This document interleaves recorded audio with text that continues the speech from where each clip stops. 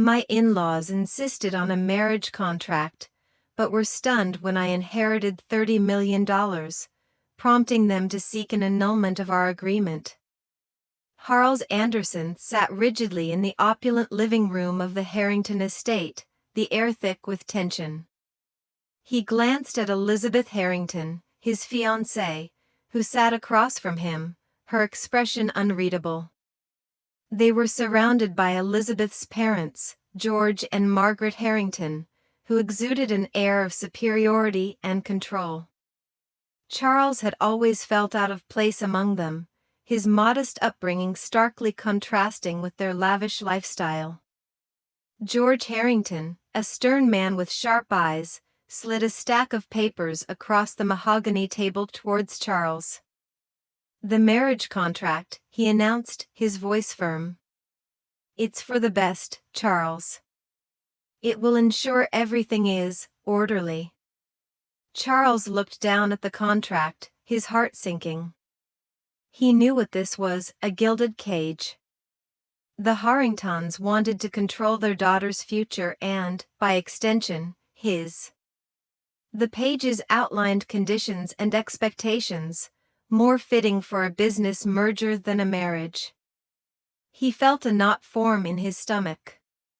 Margaret Harrington chimed in with a tight smile, "It's just a formality, dear. All high society marriages have them. It's how things are done." Charles knew the unspoken truth. It wasn't a formality but a leash. His eyes met Elizabeth's, searching for a sign of what she felt about all this. But she remained impassive, trained to hide her emotions behind a veil of aristocratic poise. With a deep breath, Charles picked up the pen. He had come too far to back out now. Despite the Harringtons' coldness, he held a faint hope that Elizabeth might grow to love him for who he was, beyond the contract and the expectations of her family. As the pen hovered over the paper, he felt the weight of the decision. This wasn't just signing a document, it was signing away a part of his life. But he remembered the small moments with Elizabeth, the fleeting smiles, the brief, candid conversations, and he pressed the pen to the paper. The sound of his signature being etched onto the contract echoed in the silent room. It felt like sealing a pact, not just with her family but with an unknown future. "Excellent," George said, barely concealing his satisfaction. "Welcome to the family, Charles." Charles couldn't help but feel that family was a term loosely used here. The Harringtons were more concerned with their social image and financial interests than with the genuine happiness of their daughter. As the meeting concluded, Elizabeth rose and approached Charles. Her voice was soft, a stark contrast to her parents' stringent tones. "Thank you, Charles.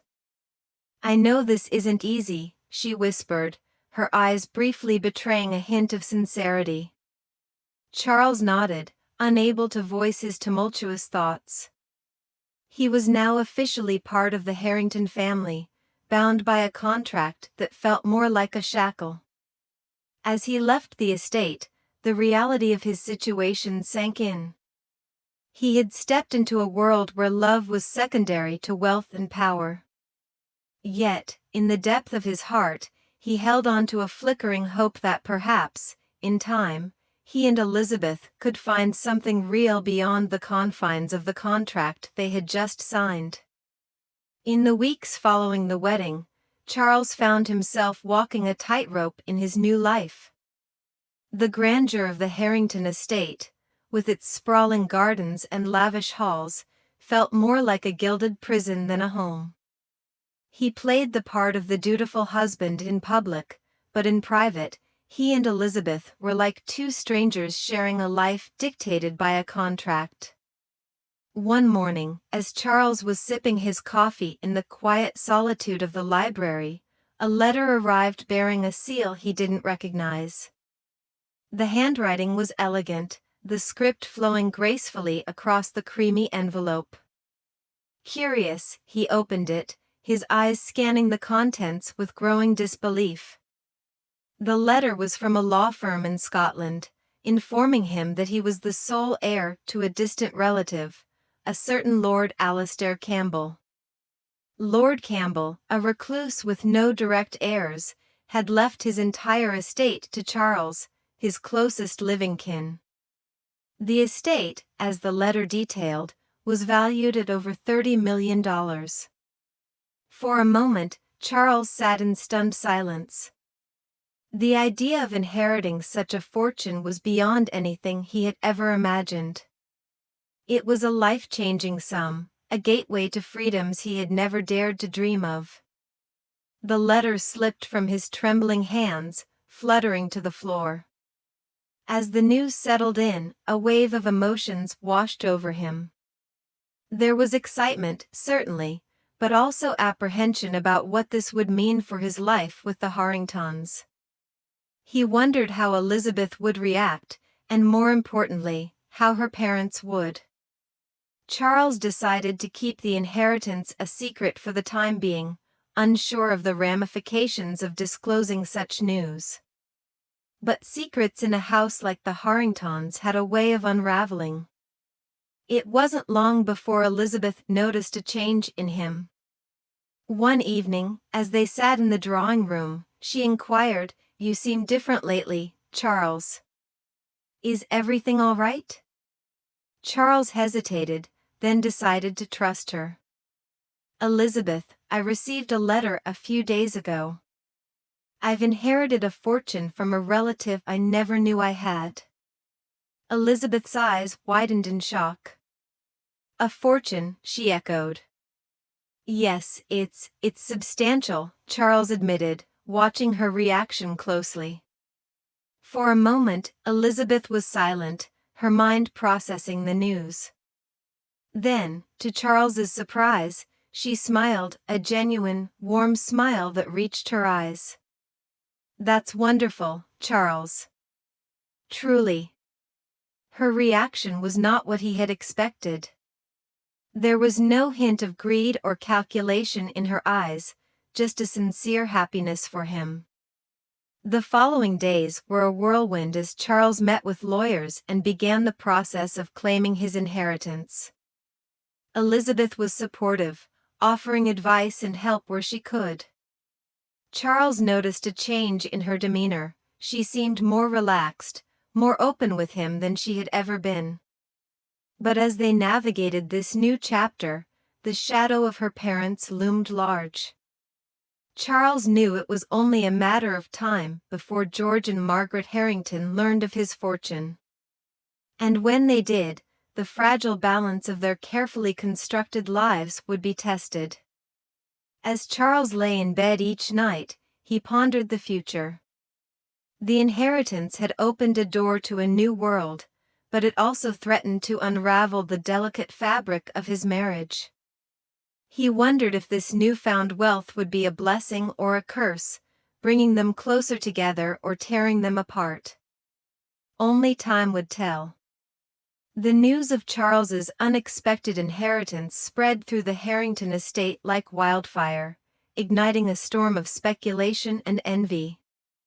George and Margaret Harrington, who had always regarded Charles as a convenient, if unremarkable, addition to their family, suddenly saw him in a new light.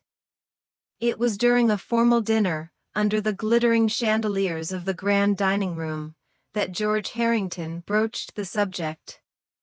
"Charles, we've heard about your good fortune." A distant relative, was it? His tone was casual, but his eyes were sharp, probing. Charles, maintaining his composure, nodded. "Yes, quite unexpected." Margaret Harrington chimed in, her voice dripping with feigned sweetness. "It must be quite overwhelming for someone of your background. If you need any assistance in managing your affairs, we're here to help." Charles could sense the underlying greed in their offer. He politely declined, asserting his capability to handle his own affairs. The air grew tense, the clinking of silverware the only sound breaking the silence. In the days that followed, the dynamic in the estate shifted dramatically. The Harringtons' attitude towards Charles became more ingratiating, yet there was a cold calculation behind their smiles. Charles felt like a chess piece in their game of wealth and influence, his newfound fortune the prize they sought. Elizabeth, who had been a silent observer of these changes, finally spoke to Charles in the privacy of their chamber. "My parents are planning something, Charles." "I can sense it," she said, a worried frown creasing her brow. Charles sighed, taking her hand. "I know. But whatever it is, we'll face it together." The storm broke one evening when George Harrington called for a private meeting with Charles. In his study, amidst the scent of aged wood and leather, George presented his proposal. "We've been thinking about your situation, Charles, and we believe it's in everyone's best interest to annul the marriage contract," George stated, his voice cold and calculating. Charles was stunned. "Annul the contract? Why?" "It's quite simple," George continued, his gaze unyielding. "You're a wealthy man now. Our Elizabeth doesn't need to be burdened with a marriage that was arranged for financial security. You're free to live your life, and so is she." The unsaid implication hung heavily in the air. The Harringtons wanted access to Charles's fortune, and dissolving the marriage was their way of laying claim to it. Charles felt a surge of anger and disbelief. "I don't believe Elizabeth sees our marriage as a burden," he countered, his voice steady despite the turmoil inside. George's expression hardened. "Think about it, Charles. You have the opportunity to start anew, unencumbered by the obligations of this family." As Charles left the study, his mind raced. The Harringtons' true colors were now starkly revealed. They were willing to sacrifice their own daughter's marriage for the sake of wealth. But more disturbing was the uncertainty of Elizabeth's stance. Would she stand by him, or would she succumb to her family's pressure? That night, as Charles lay in bed, the weight of the situation pressed upon him.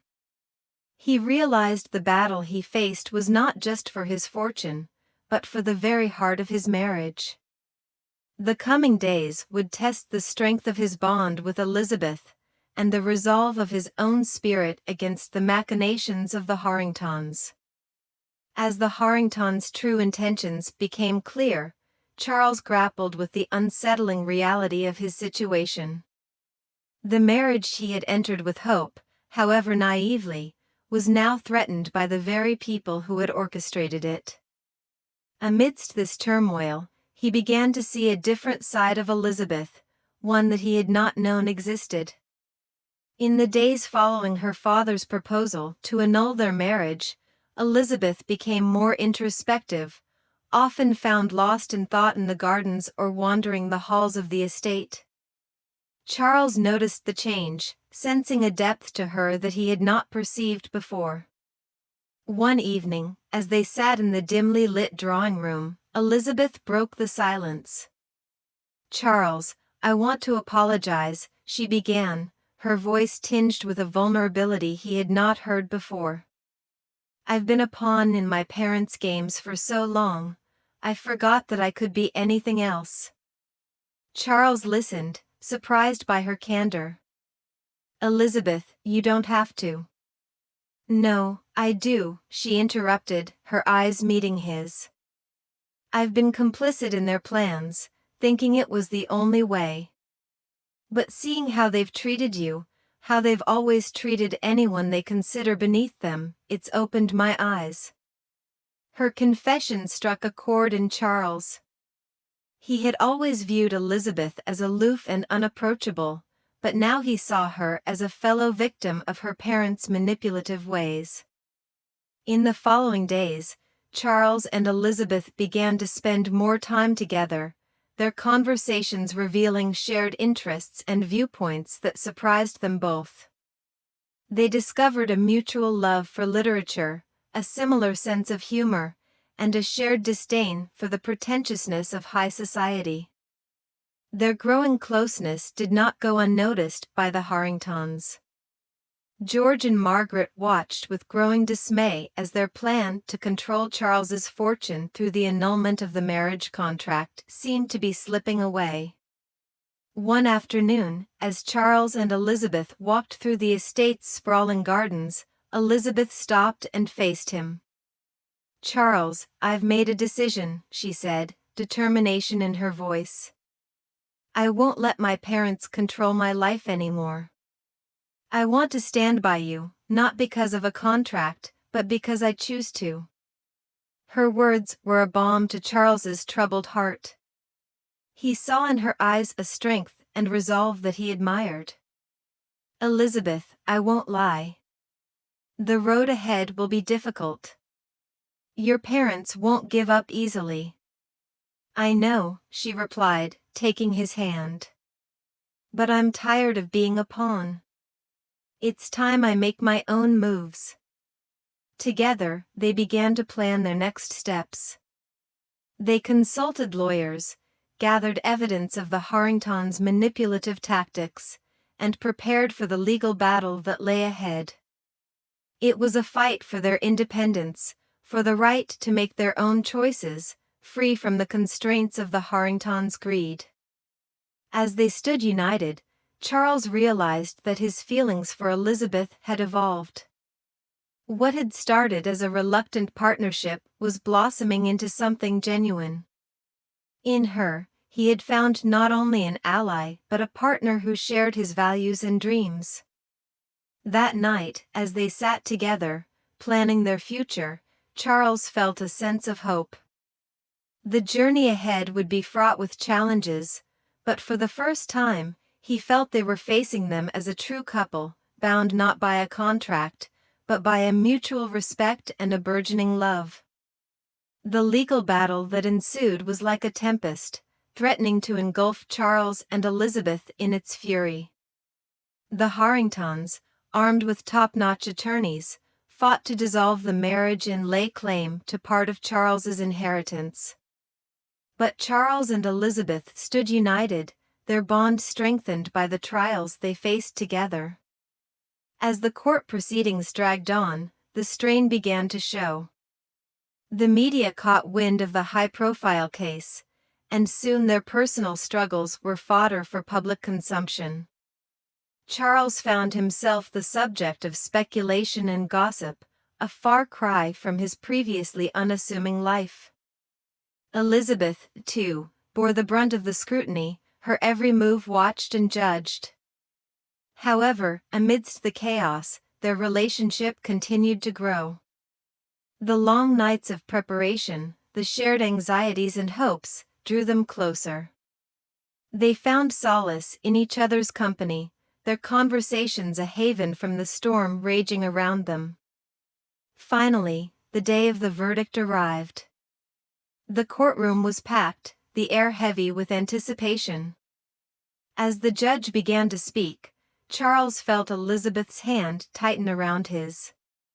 The judge ruled in their favor, stating that the marriage contract was void and that Charles's inheritance was his alone. The relief that washed over Charles was palpable. He turned to Elizabeth, seeing the joy and relief mirrored in her eyes. Outside the courtroom, they were met with a barrage of cameras and questions, but they faced them together, a united front against the world. In the aftermath of the trial, Charles and Elizabeth found themselves at a crossroads. The ordeal had changed them, stripping away the pretenses and revealing the raw truth of who they were. They realized that their marriage, born out of convenience and manipulation, had transformed into something real and profound. Charles took Elizabeth to the place where they had first met, a quiet garden away from the prying eyes of the world. There, amidst the blooming flowers and under the open sky, he spoke from his heart. Elizabeth, these past months have shown me more about you than I ever knew. I've seen your strength, your courage, and your heart. I know our marriage began under less than ideal circumstances, but I believe we have something worth fighting for." Elizabeth's eyes glistened with emotion. "Charles, I never thought I could be anything more than what my parents wanted me to be. But you've shown me that I can be so much more. I want to explore this new beginning with you, not as a Harrington, but as Elizabeth, your wife, your partner." As they embraced, Charles knew that their journey would not be easy. The shadow of the Harringtons still loomed large, and their newfound wealth brought its own set of challenges. But as he looked into Elizabeth's eyes, he saw a future filled with possibilities. Together, they stepped into a new life, one of their own making. They vowed to build a relationship based on mutual respect, love, and the freedom to be themselves. The contract that had once bound them was now just a memory, a reminder of the journey they had taken to find each other. In the end, Charles and Elizabeth's story was not just about a legal victory or an inheritance. It was about finding love in the most unexpected places, about breaking free from the chains of expectation, and about the courage to forge a new path together.